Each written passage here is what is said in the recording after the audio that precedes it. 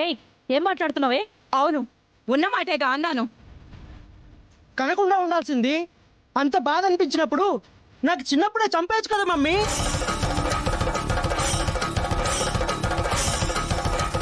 ఒరే, ఏం మాట్లాడుతున్నావురా? లేకపోతే ఏంటి నాన్న, ఎప్పుడు చూడు నా లావు గురించే మాట్లాడుతుంది. ఒక్కసారి కాకపోతే ఒక్కసారి అయినా నాతో ప్రేమగా మాట్లాడటం ఎప్పుడైనా చూసారా మీరు?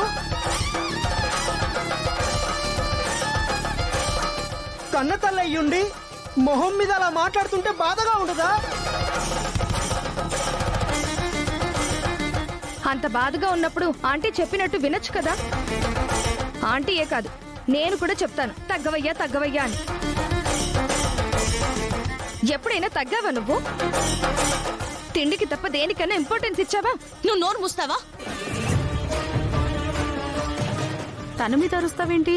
లేకపోతే ఏంటి? అవతల తను బాధపడుతుంటే భార్యగా ఓదార్చడం మానేసి ఎక్కిరిచ్చినట్టు మాట్లాడుతుంది. చూడు, ఎవరికి సపోర్ట్ చేసుకున్నా నాకు అవసరం లేదు.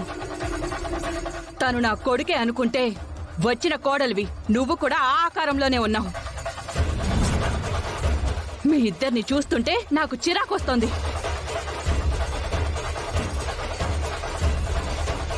రేయ్, నీకే చెప్తున్నాను, జట్టి పరిస్థితుల్లోనూ షాప్ ఓపెనింగ్ ఎవరితోనైనా చేయిస్తాను కానీ నీతో మాత్రం చేయించను.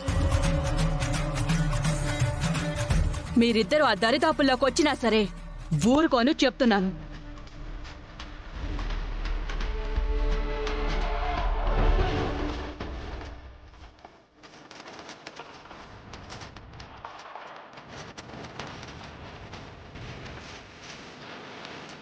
ఏం కాదులేరా, షాప్ ఓపెన్ చేయకపోతే నువ్వేం కొడుకు కాకుండా పోతావా ఏంటి? వదిలే, లైట్ తీసుకో.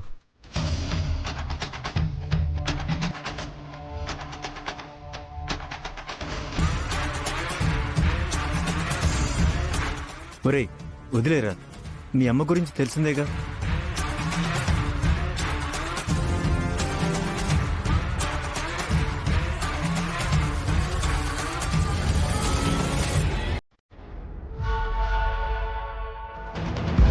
చంటి బయటికి వెళ్తున్నాడు.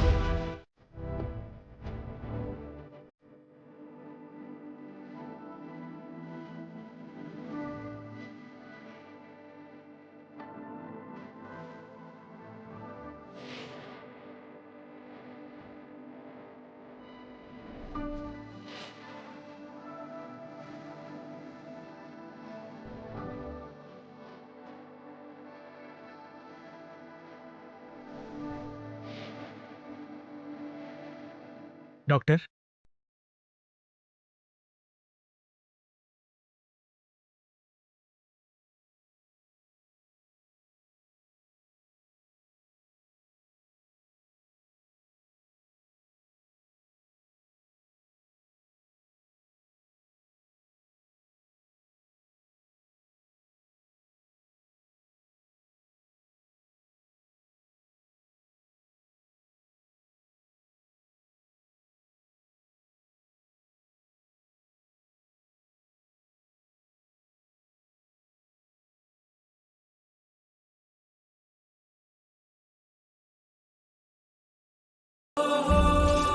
ఇదిగోండి, మెడిసిన్స్ వాడండి. ఏమండి, మీకైతే మళ్ళీ మళ్ళీ చెప్తున్నాను, రెస్ట్ తీసుకోండి. ఏ ఆలోచనలు పెట్టుకోవద్దు, అది మాత్రం గుర్తు పెట్టుకోండి. వస్తాను.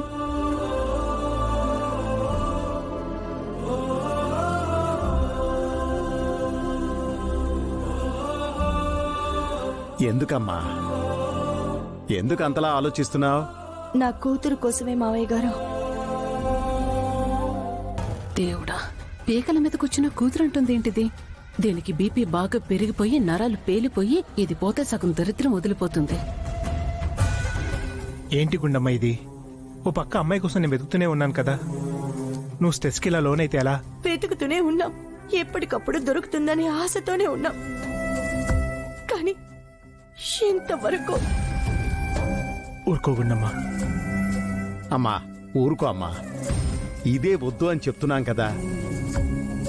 ఖచ్చితంగా నీ కూతురు నీ దగ్గరకు వస్తుందమ్మా, నేను చెప్తున్నాను కదమ్మా. అవును గుండమ్మా, నువ్విలా ఆలోచించి స్ట్రెస్ ని పెంచేసుకొని బీపీని మళ్ళీ పెంచేసుకున్నావే అనుకో, తీరా నీ కూతురు వచ్చేసరికి చూడ్డానికి నువ్వుండద్దు. నువ్వు ప్రశాంతంగా ఉండు.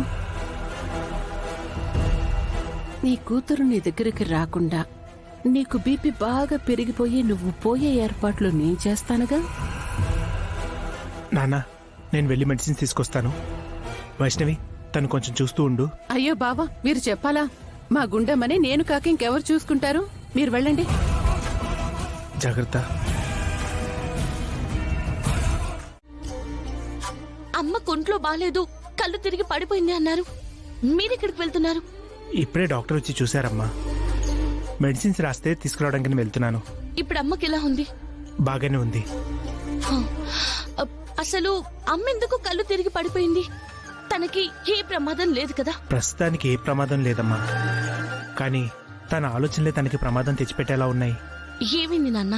ఏముంది, చిన్నప్పుడే తప్పిపోయిన కూతురు గురించి 24 గంటలు ఆలోచిస్తూ ఉంది. ఈ మధ్య ఆలోచనలు ఇంకా ఎక్కువ పెంచుకుంది. దాంతో స్ట్రెస్కు లోనవడం వల్ల బీపీ పెరిగి హై బీపీ రావడంతో సడన్ గా కళ్ళు తిరిగాయని డాక్టర్ గారు చెప్పారు. అలాగే ఆలోచిస్తూ బీపీ ఫ్లక్చుయేషన్ ఎక్కువైతే గనుక చాలా ప్రమాదం అని కూడా చెప్పారు. ఏం అర్థం కావట్లేదు. నా కన్న తల్లి నా కోసమే ఆలోచిస్తూ తన ఆరోగ్యాన్ని పాడు చేసుకుంటుంది. నేనే తన బిడ్డని అని చెప్పలేని పరిస్థితి నాకెందుకు కల్పించావు దేవుడా? ప్రస్తుతానికి పర్వాలేదని చెప్పారమ్మా. మందులు రాసిచ్చారు కదా, వాడితే సెట్ అవుతుందిలే. తనకు తానే ధైర్యం చెప్పుకోలేకపోతుంది. మేమే ఎలాగో అలాగా తనకి ధైర్యం చెప్పాలి. ఏం కాదు నాన్న, అమ్మకి నేను ధైర్యం చెప్తాను నాన్న. మీ కూతురు మీ కళ్ళ ముందే ఉంది నాన్న.